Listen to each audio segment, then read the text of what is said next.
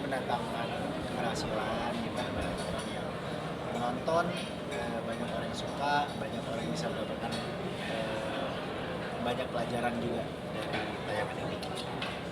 Dan karena cerita juga menarik dan bisa dibilang ini bisa menjadi anomali ya di tengah banyaknya drama-drama yang saat ini menghiasi layar kaca.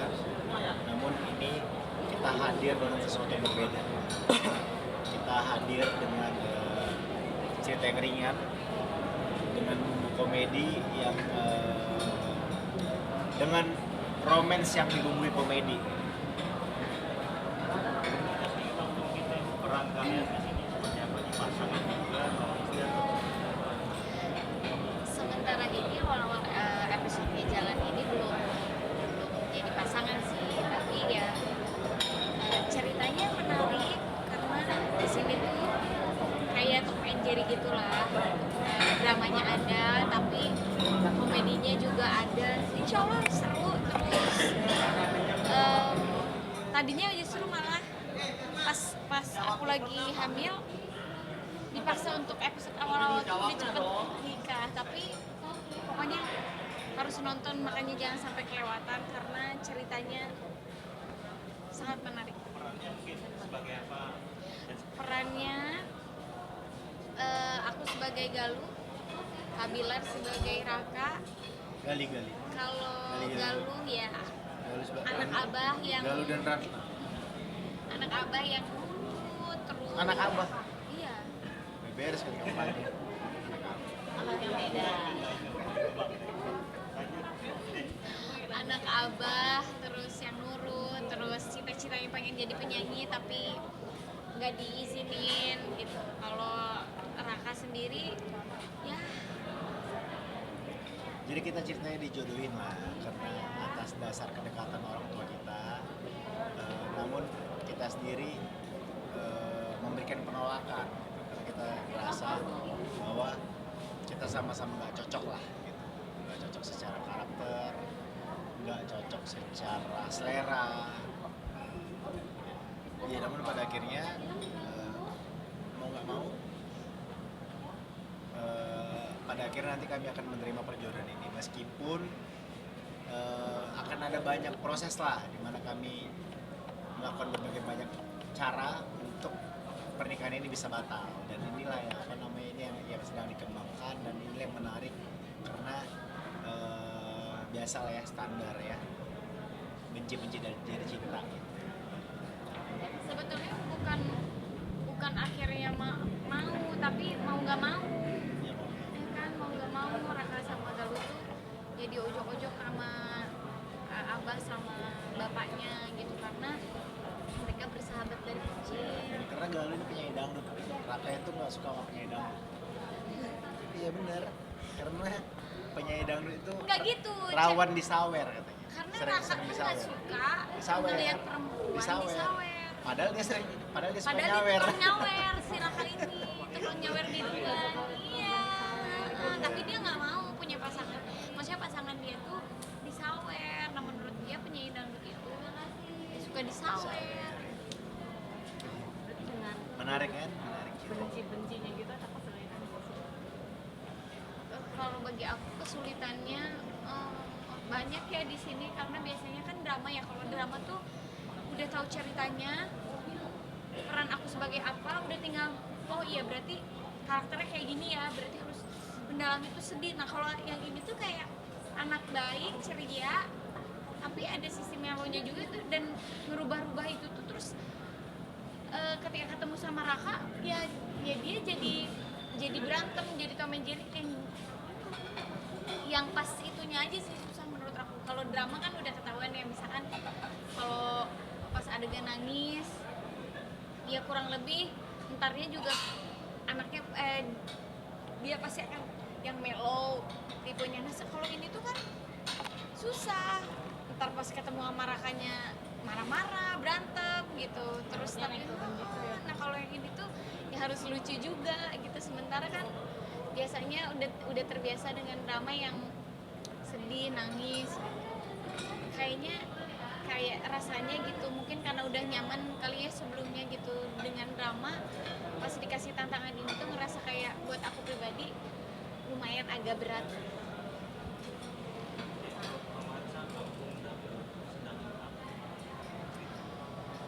Sedangdut itu karena memang menceritakan tentang dangdut kan, jadi kayak di kampung itu tuh yang punya orkes dangdutnya tuh ya Abah Injang, bapaknya Galuh gitu. Terus ada orkesnya, terus ada penyanyi-penyanyi yang emang menceritakan tentang kehidupan penyanyi-penyanyi dangdut di kampung gitu, di kampung Cinada. Tapi ini termasuk luar biasa sekali ya bagi RCTI ya, karena yang saya tahu dan kita juga sama-sama tahu bahwa RCTI itu jarang sekali menayangkan program-program yang berkaitan sama dangdut. Tapi untuk kali ini kita jadi pengecualian gitu, dan ya harapannya lah ya tentu satu perjudian besar ini bisa mendatangkan keberhasilan lah ya, dimana dengan sesuatu hal baru ini bisa menarik masyarakat untuk menonton dan dan kita pun memberikan tayangan dan memberikan tayangan yang bisa memberikan pesan positif juga bahwa bagaimana sih kehidupan penyanyi dangdut gitu, bagaimana sih kehidupan di kampung itu seperti apa. Dan memang cerita ini sangat common ya di masyarakat, sangat relate, dan ada beberapa hal-hal satir juga ya. Detailnya seperti apa silakan menonton sendiri. Yang pasti ya ini banyak satir-satir sindiran yang terjadi di tengah masyarakat.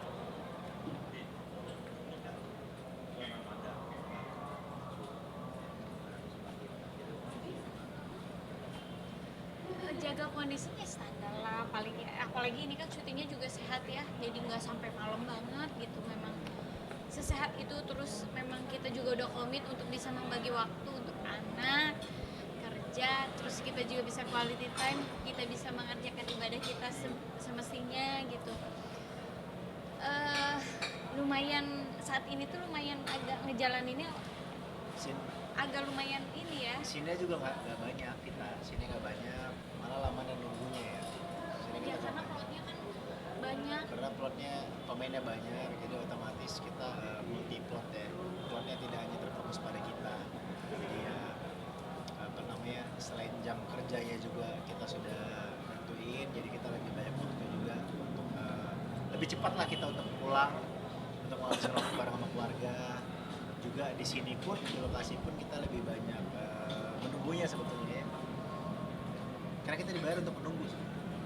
Kayak tadi jadi makan dulu mau camping gitu kan, emang selalu bawa anak-anak. Iya, karena memang alhamdulillah ya kan, baru 1 bulan, ya adik baru usianya 1 bulan, terus memang alhamdulillah dikasih rezeki asinya tuh banyak. Jadi kalau nggak pumping tuh takutnya ya jangan sampai Mas tipis, karena pas awal lahiran tuh sempat demam gitu. Nah makanya sekarang ini kalau bisa jangan sampai telat gitu, terus dikit-dikit abis pumping makan, dikit-dikit makan, terus laparan. Ya seru lah, tantangannya banyak gitu. Terus sekarang ini kan memang ngurusin anak kedua ini kita memang benar-benar berdua, jadi pas pulang kita tidur bareng-bareng sama anak-anak berempat. Nah, pagi-pagi kadang awal-awal sih kita masih ngeluh ngantuk gitu, karena kan begadang ngurusin anak gitu. Tapi lama-lama ya udah, kitanya ayo sayang, kita komit kata si kakak ya gitulah. Abang paling ya. Nah, kalau yang kecil enggak lah, belum, nanti dulu. Enggak dia rasi, alhamdulillah.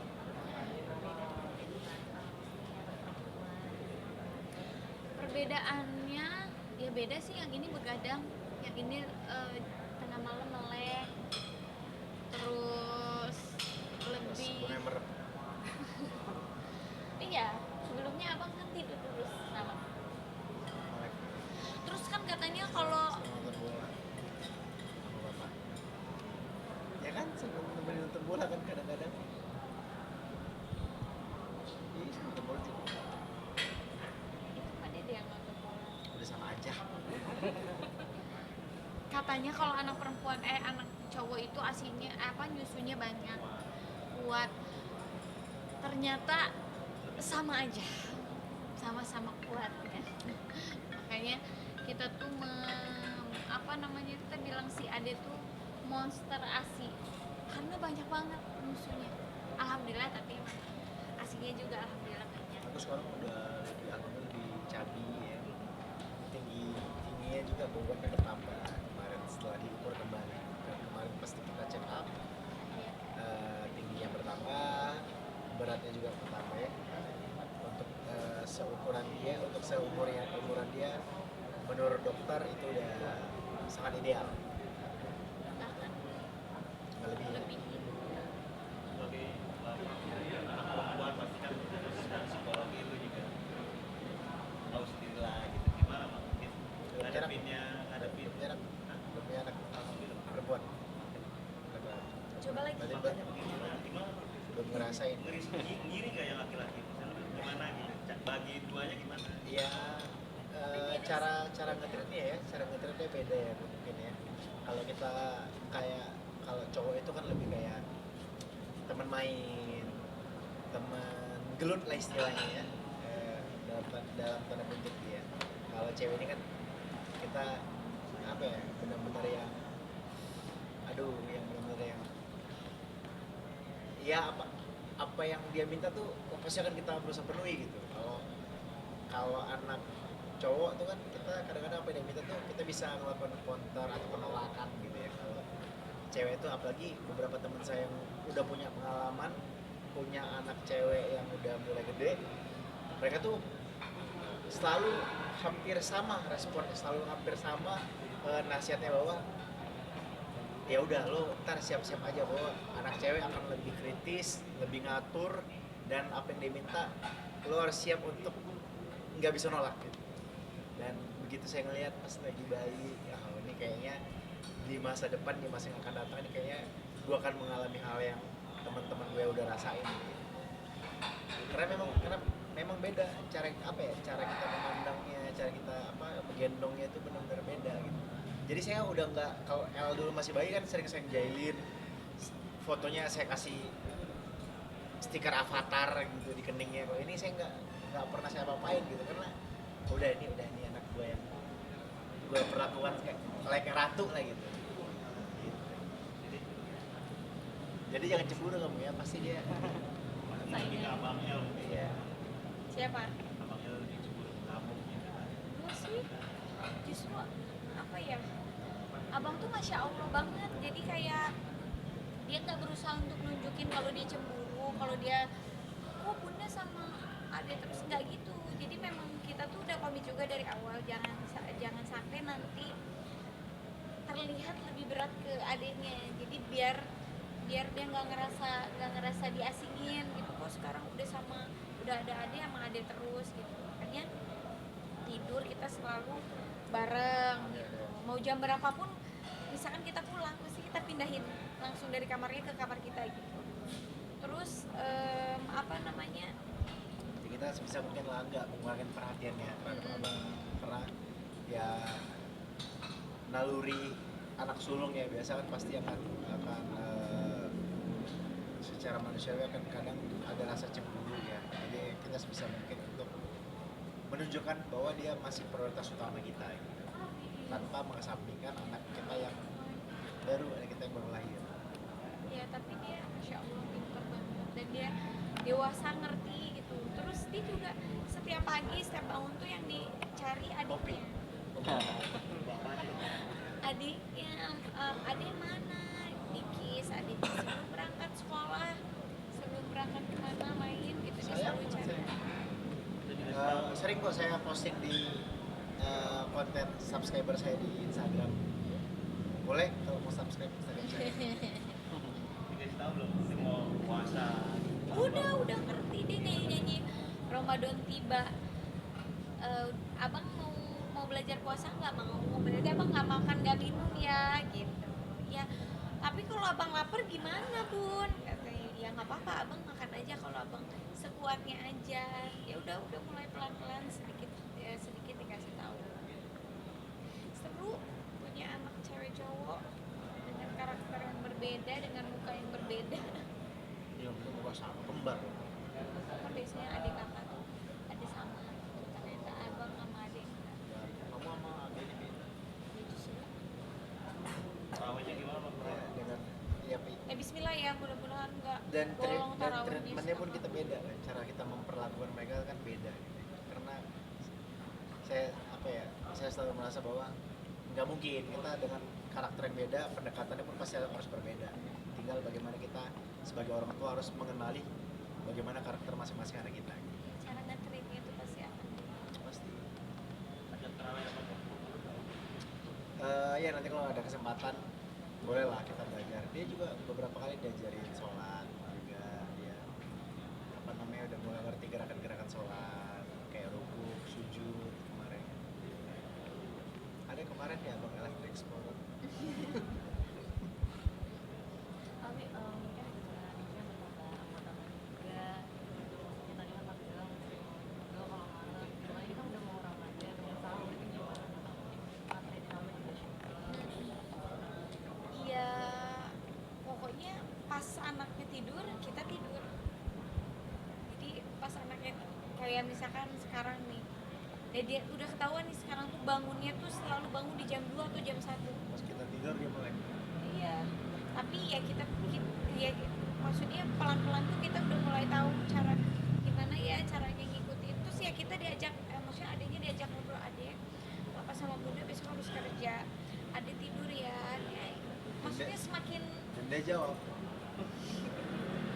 Yang penting kita tahu polanya aja. iya. Karena saat ini kan dia polanya kan di siang itu sering sering tidur, justru kebalik tidurnya di siang tidur, malamnya melek. Jadi kita sebisa mungkin gimana caranya untuk pelan-pelan merubah pola tidurnya. Tapi memang udah inilah lumrah lah kalau sebulan 3 bulan pertama gitu, bayi dalam kondisi yang setiap malam itu begadang. Tapi itu tidak terjadi ke abang sih. Ya, ya beda-beda. Bulan Ramadan kan ada nggak sih kalau sebenarnya maksudnya yang pas Ramadannya atau apa gitu minta request sahur dari temennya atau apa gitu. Gak sih suka kamu? Oh enggak, baru-baru kemarin karena kakak saat ini lagi diet. Jadi kemarin tuh ada postingan menu sahur, menu sehat gitu, terus dikirim. Jadi cuma bilang oke siap. Makanannya ya kayak makanan-makanan sehat gitu, tapi mengenyangkan supaya bisa sehat, bisa tetap diet gitu. Karena kakak kan lagi diet. Jadi kayak semacam telur, Stres. nggak ada nasinya memang, tapi lauknya tuh berapa gitu, terus sayurnya ya proteinnya lebih Mie banyak. goreng instan. Nasi nggak ada. Mie goreng. Nggak, sekarang memang lagi di sana, apa namanya? Lagi belajar untuk menjaga makanan. Karena udah punya anak 2, apa namanya udah mulai ngerasain harus jaga makan. Karena saya juga mulai menyadari makan itu adalah bagian dari menjaga pola makan itu bagian dari kesehatan. Karena saya juga ingin kan merasakan tetap sehat untuk bisa terus ada gitu di sisi anak-anak saya ketika tumbuh dewasa nanti. Ya enggak deh, promo panggil jangan lupa nanti. Oke, baik kalau gitu terima kasih sebelumnya, dan kita ingin mengingatkan jangan lupa untuk menyaksikan Romansa Kampung Dangdut setiap hari mulai tanggal 1 Maret ini pukul 4.30 waktu Indonesia bagian Barat, hanya di RCTI. Oke, jangan lupa ya. Selamat puasa. Dan juga selamat menunaikan ibadah puasa bagi yang menjalankan, dan semoga puasa kali ini semuanya diberikan kelancaran dan tidak ada bolong ya. Mudah-mudahan aman nanti sampai hari Lebaran tiba. Mohon maaf lahir dan batin. Mohon maaf lahir batin. Sehat selalu, Sehat selalu. selamat menjalankan puasa. Terima kasih Oke, kakak terima dan kasih. ini. Ya, makasih ya. Sami-sami. Udah langsung.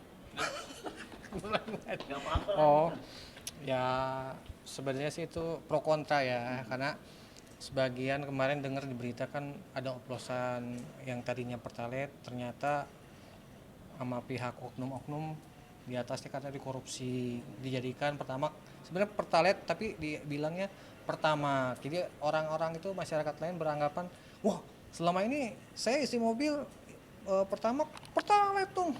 Makanya kan ada yang menyambung-nyambungin yang kemarin kejadian tuh banyak yang ke bengkel. Nih ternyata nggak jalan nih gara-gara bensin ini, pas dikuras segala macam ternyata banyak serpihan segala macam kan.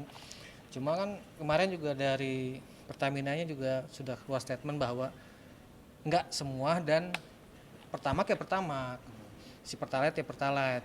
Sekarang sih tergantung pola pikir masyarakatnya, apakah percaya atau enggaknya, tergantung masing-masing. Tinggal dari pihak Pertamina membangun lagi kepercayaan kepada masyarakat bahwa ini loh BBM Pertamax ya tetap Pertamax, Pertamina ya Pertamina. Itu yang mungkin sekarang ini sulit biar masyarakat semua percaya bahwa ini nggak ditukar-tukar loh gitu loh. Mungkin ya itu ditukar karena oknum tertentu dan SPBU tertentu. Kita kan nggak tahu SPBU mana.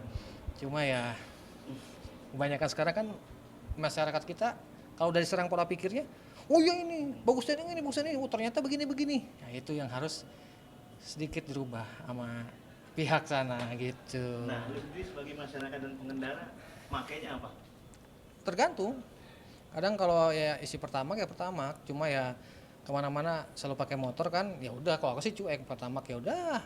Waktu misalnya Pertalite ngantri banget ya pasti isi Pertamax. Tapi kalau misalnya Pertalite enggak ya udah isi Pertalite bebas sih. Enggak, perbedaannya ada, cuma ya udahlah. Mau gimana lagi ya, kita mah beli ya udah beli gitu. Nggak berpikir wah ini rugi segala macam, nggak sampai ke situ lah. Udahlah, pokoknya selagi mampu ya udah beli, enggak keluarlah kata-kata begitu. Terakhir Kang, Nah, direkturnya semua Pertamina sudah ditangkap. Kerugiannya iya kemarin ya satu kuadriun hampir 1.000 triliun kan. Ya itu kan itu akumulasi 5 tahun kan, katanya dari 2018 kan. Sayang sih dengar berita, juga baca berita si yang sekarang jadi tersangka dan ditangkap itu ternyata gajinya lumayan kan, sekitar 1,8 sampai 3 miliar sebulan loh. Tapi kok masih melakukan dibilangnya korupsi seperti itu. Terus ya nggak tahu pola pikirnya oknum ini sampai melakukan seperti itu apa gitu. Lumayan loh itu, kita kerja dari pagi ke pagi aja sebulan belum tentu dapat segitu gaji direktur Pertamina ya kan. Ini masih melakukan, oknumnya itu masih melakukan. Wah, menurut aku sih sayang sih ya. Ya mudah-mudahan sih dengan kejadian ini berikutnya nggak bakal terjadi lagi. Dan sekali lagi pihak Pertamina membangun pola pikir yang bagus untuk masyarakat bahwa BBM ini aman. Pertamax ya ronnya Pertamax seperti gini, Pertalite ya udah ronnya segini, nggak ada pertukaran segala macam. Nah itu yang harus dibangun sekarang gitu. Atur Bener tadi ngomongnya BBM bener ditanya kan.